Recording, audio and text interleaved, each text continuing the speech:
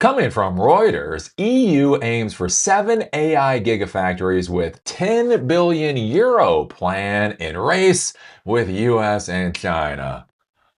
Oh, isn't that adorable? Europe thinks they're in a race with the US and China. That's so cute. Oh, I would feel bad to be a European in the modern world. Right? If you look at the British, the sun never set on the British Empire. And this generation of Brits might not even control their entire goddamn island in a couple of decades. Oh, Europe has fallen so far. They once controlled the world. And now they are the also ran. Now they are the open AI of the geopolitical arms race. Anyways, I think this is kind of an interesting story. Just a question like what the hell the EU is actually doing and whether or not they're allocating enough resources for this to even be a real race. Again, whether you agree with the AI insanity or not, one of the big things to be thinking about in the US and in China is we are investing a tremendous amount of resources into artificial intelligence.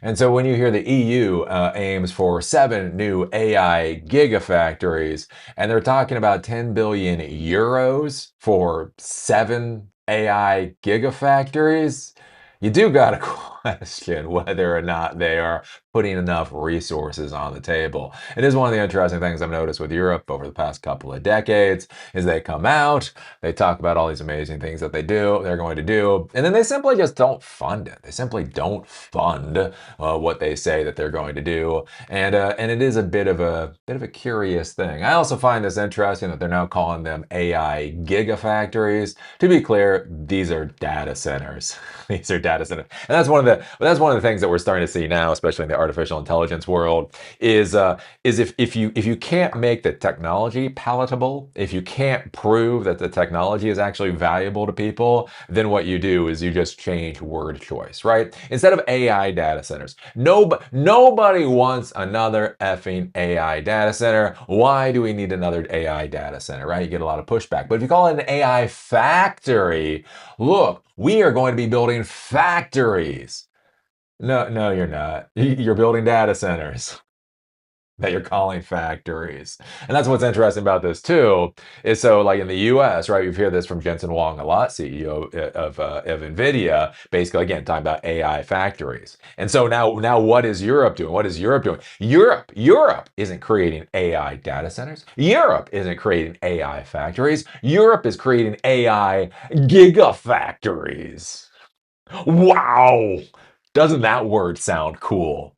Yeah, that word sounds really cool. What does it mean? Who the fuck knows what it means? But it sounds cool. Anyways, we go take a look at this. Oh, that's the most adorable face. That's just so like Europe right there. Like, oh, let's smile. We're gonna smile as we pretend like we're in the right. This is like me. This is like me. Let me just explain to you Europe and the AI race between China and the US. That is like when I go to a quote unquote race here in Asheville and I pretend like I'm competing. No, no. I am running in a race. Nobody believes I'm competitive. I will get done with the running races here in Asheville, and I swear to God, when I come huffing and puffing over the finish line, there will be 9-year-olds who have already cooled down after they finish their race. I get lapped by everybody. There was this one woman I was doing this race a little while ago, and oh my God, I hear this. I'm saying I'm running, and then behind me, what the fuck, right? And there's this woman, and I swear she like pulls up beside me. She must be like 5 or 6 years older than me. My God, this woman sounds like she's about to stroke the fuck out. I'm like, oh my God. And then you know what she did? She pulled ahead of me and beat me by a quarter mile. She was older than me, sounded like she was fucking stroking out on the trail, and still beat me by a quarter of a mile. Look, I may run in races, but nobody believes I'm competitive when I do. That is what I feel. That is, if you want to know what I look like during a race here in Asheville, this face right here, this is what Eli the computer guy looks like. Oops, when he does a race. Anyways, the European Union will fund 7 AI gigafactories across the bloc with 10 billion euros, 11.5 billion US dollars, the European Commission said on Thursday, as the EU steps up efforts to close the technology gap with the US and China. Well, I guess they can close it. Still gonna be pretty wide, though. The Commission said it aims to attract at least 20 billion euros in private investments for the projects. The total has increased from 5 planned gigafactories to 7, following strong interest from EU countries. Wow! Hey, let's just build gigafactories everywhere. If there is that much interest, everybody should have a gigafactory.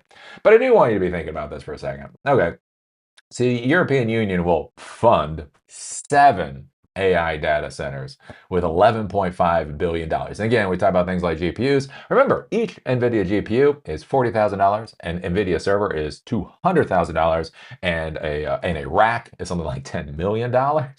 So again, you hear $11.5 billion, like, wow, that's a lot of money. And I'm here to tell you, no, that is not in this particular game. If you are being competitive in this market space, $11.5 billion barely gets you to play at the table. But anyhow, let's see here. The facilities will combine advanced AI processors, software, cloud technology, high-speed connectivity, and data centers. They will come on top of the existing 19 AI factories in various EU countries. Quote, access to the raw scale of computing power within AI gigafactories is a strategic necessity for Europe as AI development accelerates, EU Tech Chief Hina Virkkunen said in a statement. So yeah, this is what Europe's up to. This is what Europe's up to. Europe's in a race. Europe's in a race. Europe is in a race that the United States and China are competing in. And that's about where we're at. Again, I will be interested to see where Europe goes with this. Again, Europe isn't just such a garbage position. One of the reasons I get so snotty about Europe is I was a Euro believer, right? A lot of people don't understand why I get so mean about Europe right now is because I was a Euro believer, right? I was a Europhile. Because I believe we should have a strong, I genuinely, like, no, all snark aside, I genuinely believe we should have a strong Europe. I think a strong Europe is actually good for the United States, right? The United States needs a counterbalance. We we need somebody to gut punch us every once in a while. That's just kind of how our society works.